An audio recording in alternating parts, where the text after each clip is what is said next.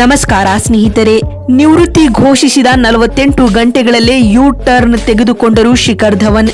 ಈಗ ಈ ತಂಡದ ಪರ ಆಡಲಿದ್ದಾರೆ ಕ್ರಿಕೆಟ್. ಶಿಖರ್ ಧವನ್ ಅವರ ದೊಡ್ಡ ಘೋಷಣೆ. ಟೀಂ ಇಂಡಿಯಾದ ಅಭಿಮಾನಿಗಳಿಗೆ ಸಿಕ್ತು ದೊಡ್ಡ ಗುಡ್ ನ್ಯೂಸ್. 38ರ ವಯಸ್ಸಿನಲ್ಲಿ ಅಬ್ಬರಿಸಲು ಮುಂದಾದರು ಶಿಖರ್ ಧವನ್. ಬಿಸಿಸಿಐಗೆ ಶುರುವಾಯಿತು ನಡುಕ. ಹಾಗಾದರೆ ಸುದ್ದಿಯ ಸಂಪೂರ್ಣ ಮಾಹಿತಿ ಏನು? ಅಷ್ಟಕ್ಕೂ ವಿದಾಯ ಹೇಳಿದ ಬಳಿಕವೂ ಕೂಡ ಶಿಖರ್ ಧವನ್ ಯಾವ ತಂಡದ ಪರ ಕಣಕ್ಕಿಳಿಯಲಿದ್ದಾರೆ ಗೊತ್ತಾ? ಹೀಗೆ ಇದರೆಲ್ಲದರ ಬಗ್ಗೆ ಇವತ್ತಿನ ಈ ಒಂದು ವಿಡಿಯೋದಲ್ಲಿ ಕಂಪ್ಲೀಟ್ ಆಗಿ ತಿಳಿಸ್ಕೊಡ್ತಾ ಹೋಗ್ತೀನಿ. ಆದ್ದರಿಂದ ದಯವಿಟ್ಟು ಈ ವಿಡಿಯೋವನ್ನ ಕೊನೆವರೆಗೂ ನೋಡಿ ಸ್ನೇಹಿತರೆ. ಹೌದು, ನಿಮಗೆಲ್ಲ ಗೊತ್ತಿರುವಂತೆ ಕಳೆದ ಕೆಲವು ದಿನಗಳ ಹಿಂದೆಷ್ಟೇ ಟೀಂ ಇಂಡಿಯಾದ ಗಬ್ಬರ್ ಸಿಂಗ್ ಖ್ಯಾತಿಯ ಶಿಖರ್ ಧವನ್ ಅವರು ಎಲ್ಲ ಮಾದರಿಯ ಅಂತಾರಾಷ್ಟ್ರೀಯ ಕ್ರಿಕೆಟ್ಗೆ ನಿವೃತ್ತಿ ಘೋಷಿಸಿದರು ಸ್ನೇಹಿತರೆ.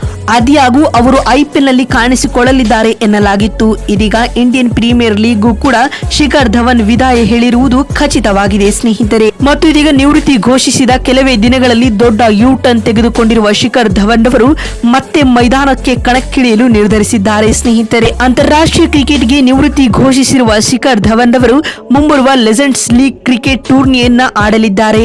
ನಿವೃತ್ತ ಆಟಗಾರರು ಕಣಕ್ಕಿಳಿಯಲಿರುವ ಈ ಲೀಗ್ ನಲ್ಲಿ ಕಾಣಿಸಿಕೊಳ್ಳಲು ಬಿಸಿಸಿಐ ಕಡೆಯಿಂದ NCA ಪತ್ರವನ್ನ ಪಡೆದಿದ್ದಾರೆ ಸ್ನೇಹಿತರೆ. ಇದರ ಅರ್ಥ ಇದೀಗ ಟೀಂ ಇಂಡಿಯಾದ ಗಬ್ಬರ್ ಸಿಂಗ್ ಮತ್ತೊಮ್ಮೆ ಮೈದಾನಕ್ಕೆ ಕಣಕ್ಕಿಳಿಯಲಿದ್ದಾರೆ ಸ್ನೇಹಿತರೆ. ಮತ್ತು 3ನೇ ಆವೃತ್ತಿಯ ಲೆಜೆಂಡ್ಸ್ ಲೀಗ್ ಕ್ರಿಕೆಟ್ ಟೂರ್ನಿಯು ಇದೇ ಸೆಪ್ಟೆಂಬರ್ 20ರಿಂದ ಆರಂಭವಾಗಲಿದೆ.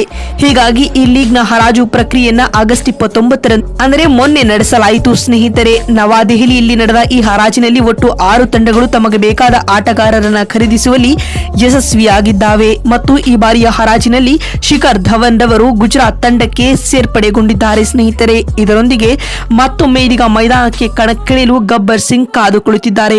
ಇದಲ್ಲದೆ ಶಿಖರ್ ಧವನ್ ಅವರು ವೆಸ್ಟ್ ಇಂಡೀಸ್ ನ ಮಿಸ್ಟರ್ ಯೂನಿವರ್ಸಲ್ ಎಂದು ಬಿಂಬಿತವಾಗಿರುವ ಕ್ರಿಸ್ ಗೇಲ್ ಅವರ ಜೊತೆ ಇನ್ನಿಂಗ್ಸ್ ಆರಂಭಿಸಲಿರುವುದು ಮತ್ತೊಂದು ವಿಶೇಷದ ಸಂಗತಿ ಅಂತಾನೆ ಹೇಳಬಹುದು. ನೋಡಿದ್ರಲ್ಲ ಬಂಧುಗಳೇ, ನಿವೃತ್ತಿ ಘೋಷಿಸಿದ ಬಳಿಕವೂ ಕೂಡ ಶಿಖರ್ ಧವನ್ ಯಾವ ತಂಡದ ಪರ ಕ್ರಿಕೆಟ್ ಆಡಲಿದ್ದಾರೆ ಅಂತ ತಿಳಿಸಿಕೊಡುವ ನಮ್ಮ ಈ ಪ್ರಯತ್ನ ನಿಮಗೆ ಇಷ್ಟವಾಗಿದ್ದಲ್ಲಿ ತಪ್ಪದೆ ಈ ಕೂಡಲೇ ಈ ವಿಡಿಯೋಗೊಂದು ಲೈಕ್ ಮಾಡಿ ಸ್ನೇಹಿತರೆ. ಮತ್ತೊಂದು ವಿಡಿಯೋದಲ್ಲಿ ಸಿಗ್ತೀನಿ. ಅಲ್ಲಿವರೆಗೂ ನಮಸ್ಕಾರ, ಧನ್ಯವಾದಗಳು ಬಂಧುಗಳೇ.